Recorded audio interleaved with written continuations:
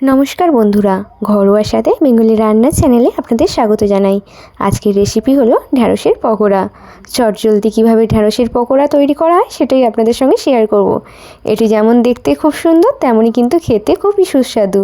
আর এই রেসিপিটা আমি কিভাবে করেছি সেটাই আপনাদের সঙ্গে শেয়ার করছি। প্রথমে আমি আগে ঢ্যাঁড়সের পকোড়া বানানোর জন্য বেসনের ব্যাটারটা রেডি করে নেব। এখানে আমি 2 কাপ মতো বেসন নিয়েছি, তারপরে দিলাম পরিমাণ মতো লবণ, পরিমাণ মতো হলুদের গুঁড়ো, আর পরিমাণ মতো দিলাম লঙ্কার গুঁড়ো, আর দিলাম একটু কালো জিরে। আপনারা ভালো করে এইভাবে মিক্সড করে নেবেন। আপনারা চাইলে বেকিং সোডাও দিতে পারেন, আমি কিন্তু দিলাম না। তারপর জল দিয়ে যেমন ভালো করে ব্যাটারটা করতে হয় সেই রকম করার পর 10 মিনিট মতো রেস্টে রেখে দিলাম। তারপর এখন আমি ঢ্যাঁড়সগুলোকে ভালো করে কেটে নিয়েছি, কেটে দানাগুলোকে কাঁটা চামচ দিয়ে বের করে নিয়েছি।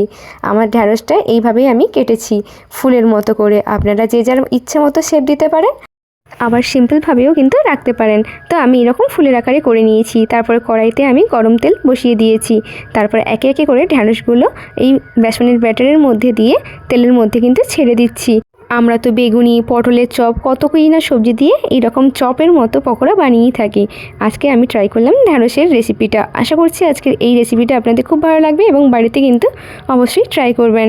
আর সত্যি বলছি, এটি খেতেও যেমন সুস্বাদু, তেমনই কিন্তু বেশ মুচমুচেও হয়েছিল। তো আমি একে একে করে সব ঢ্যাঁড়সগুলো এই ব্যাটারের মধ্যে ডুবিয়ে তেলের মধ্যে ছেড়ে দিচ্ছি। আপনারাও কিন্তু ঠিক এমনভাবেই করবেন।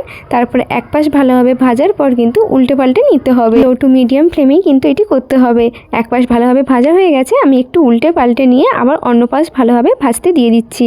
আর কিন্তু মনে রাখতে হবে লো টু মিডিয়াম ফ্লেমেই এটি করতে হবে, যাতে বেসনের এই ভিতরের ঢ্যাঁড়সগুলো যেন সেদ্ধ হয়ে যায় আর ভাজা ভাজা হয়ে যায়। এখানে দেখুন আমার পকোড়াটা কিন্তু একদম রেডি হয়ে গেছে। আপনারা কিন্তু বাড়িতে অবশ্যই ট্রাই করবেন। আর রেসিপিটা কেমন লাগলো অবশ্যই কিন্তু আমাকে কমেন্ট করতে ভুলবেন না। তো এখানে আমার ঢ্যাঁড়সের মুচমুচে পকোড়া রেডি হয়ে গেছে। আশা করছি আজকের এই রেসিপিটা আপনাদের খুব ভালো লেগেছে। যদি ভালো লেগে থাকে লাইক, কমেন্ট, শেয়ার এবং সাবস্ক্রাইব করতে ভুলবেন না। দেখা হবে নতুন একটি রেসিপি নিয়ে। ভালো থাকবেন, সুস্থ থাকবেন। ধন্যবাদ।